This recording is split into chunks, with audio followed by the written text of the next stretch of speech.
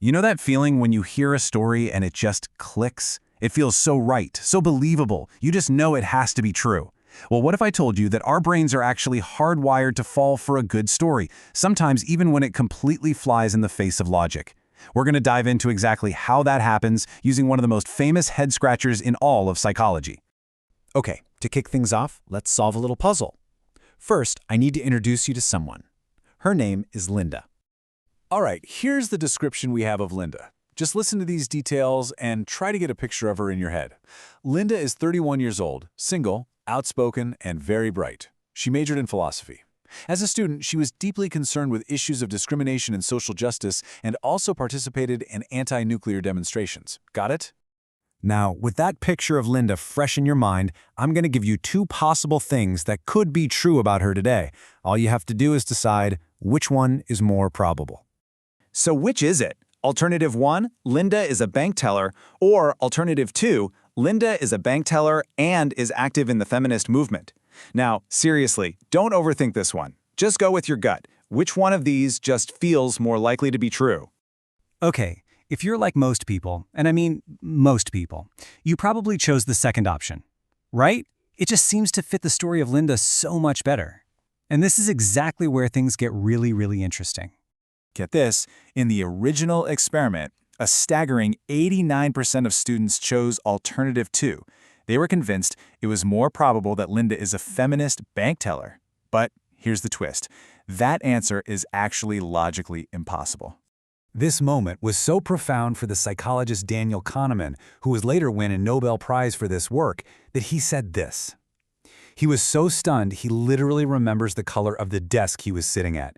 Because in that moment, they realized they had put a good story up against basic logic, and the story had won, hands down.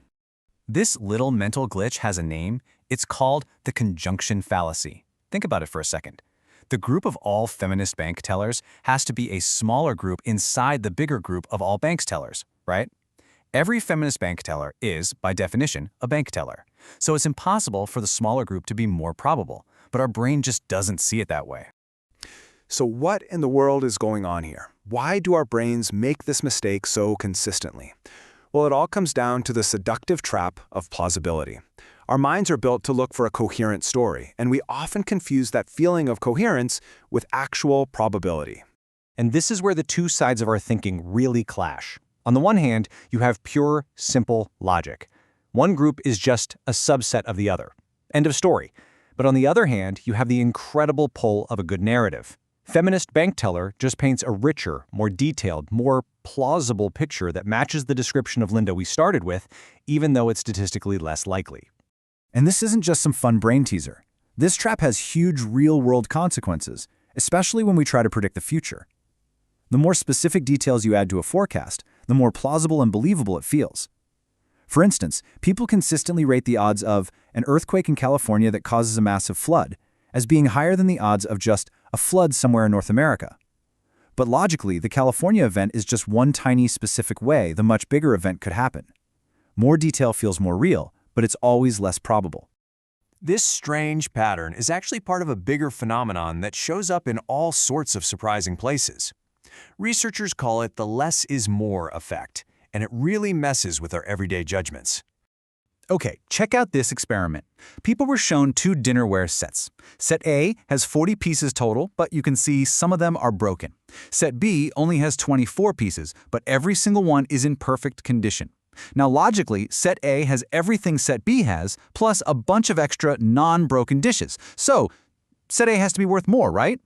Well, you'd think so, but our intuitive brain says no way. When people were shown just one set at a time, they were willing to pay $33 for the smaller, perfect Set B, but only $23 for the bigger Set A with the broken items. Less was literally valued as more. It was only when they saw the two sets side by side that their logic finally kicked in and they valued Set A a little higher. So what is going on?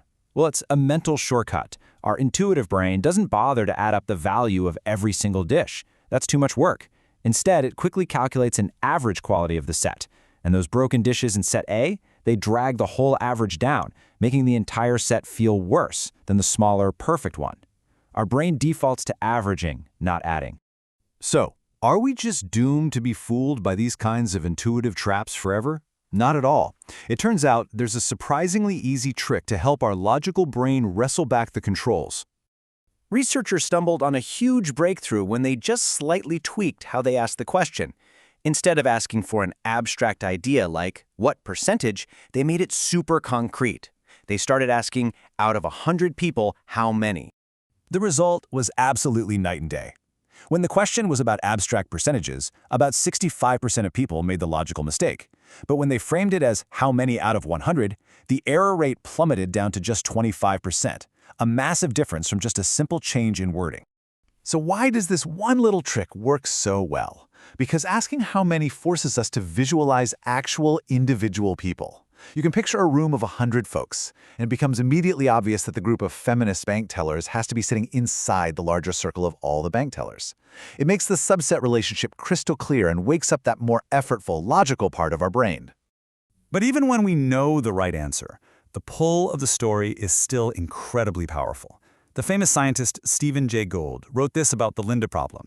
He understood the logic perfectly, but he said a little guy in his head was still screaming at him, "But she can't just be a bank teller. Read the description."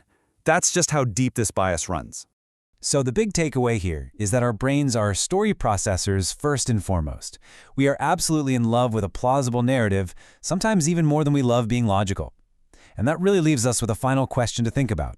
In your own life, with the news you see, the people you meet, or the choices you make, when else does a good story fool you?